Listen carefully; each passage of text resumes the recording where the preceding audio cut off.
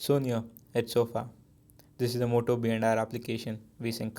This is a demo for the Android application, WeSync for the Group 25 for the course CSE535. Here, we are demoing the Android application, WeSync.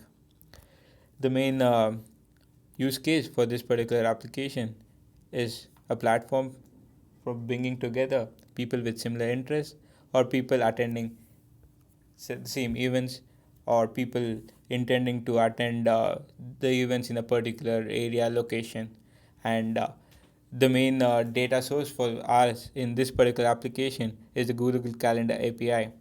The Google Calendar API, the Google Calendar as a whole contains data for many users and their agenda for the next few days or their calendar events going into the future.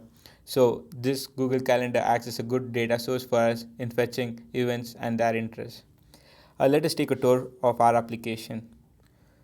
Here we have implemented the Google OAuth API, hence we would not be implementing our own authentication medium.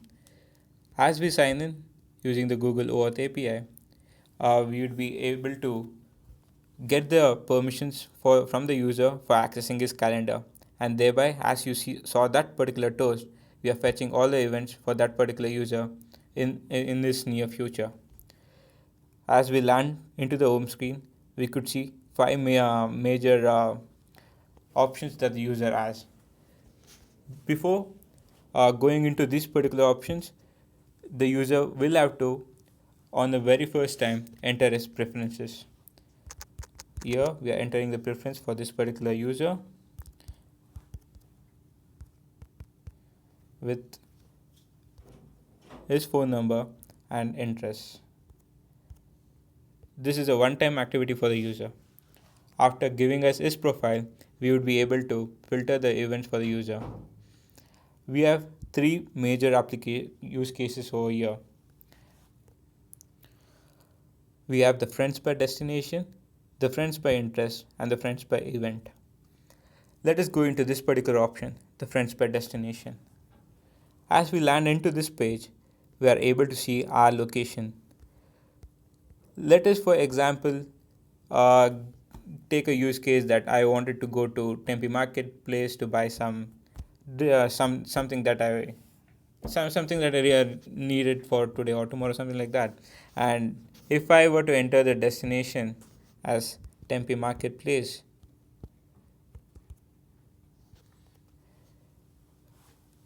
this would then show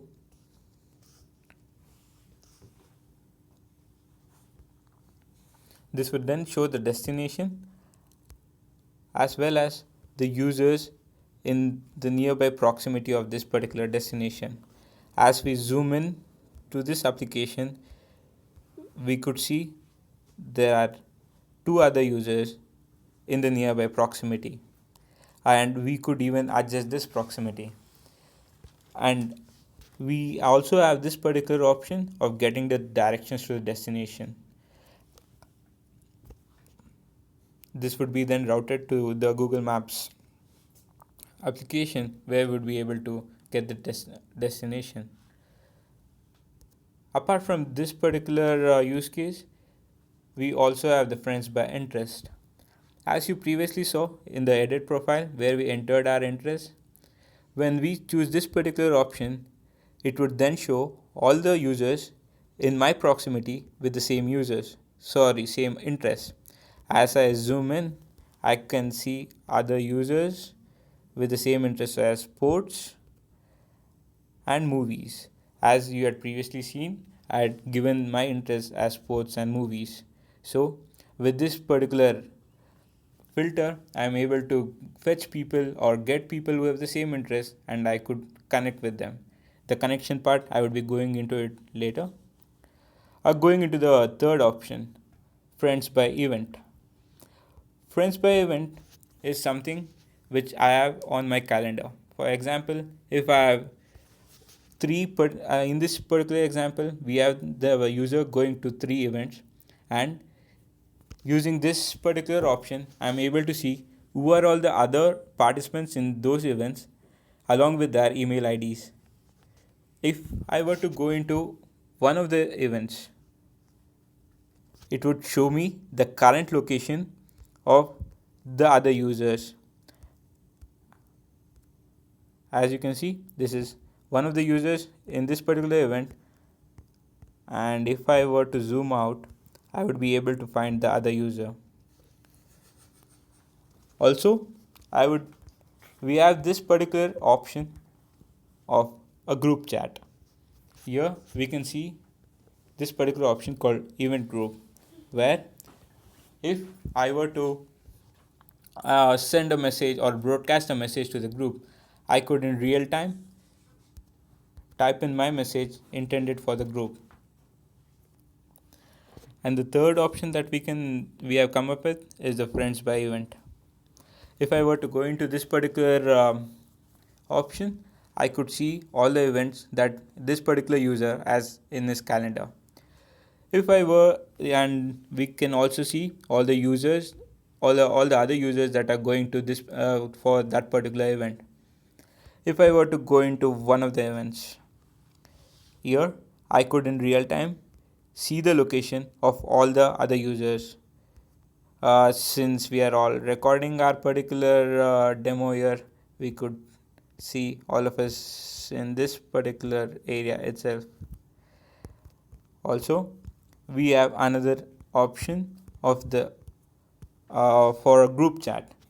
Here in this top right corner, we can see this event group, where in real time we can send messages or broadcast messages to the group. Here, as you can see, I'm typing in a message. In real time, I'm able to type messages to the group. As you can see, I'm sending a message to the group, and in real time I can also expect a reply from the other user, which you saw right now. And we have another option called forum. This application currently has a few years, so we came up with this another use case where the user can send messages to the entire population of the people using this particular application, so that he can get his queries answered. The final option that I want to show is the load users functionality. The load users is something that tells which of your friends are on this particular application. So first of all, they have to be in your contacts on your mobile to be in this particular load users. Through this, we are ensuring that we maintain privacy, so that we are displaying the numbers of only the users who are in your contacts, but avoiding all the other users. Also, we are maintaining privacy in one another way. For example, here in this particular event called MC Test 1, you saw that there are 3 users. But if we were to go to the Google Calendar event, we are able to see around 6 to 7 people that are invited for the event. But we are only showing the users who have registered for our application, thereby maintaining their privacy as well. Along with this,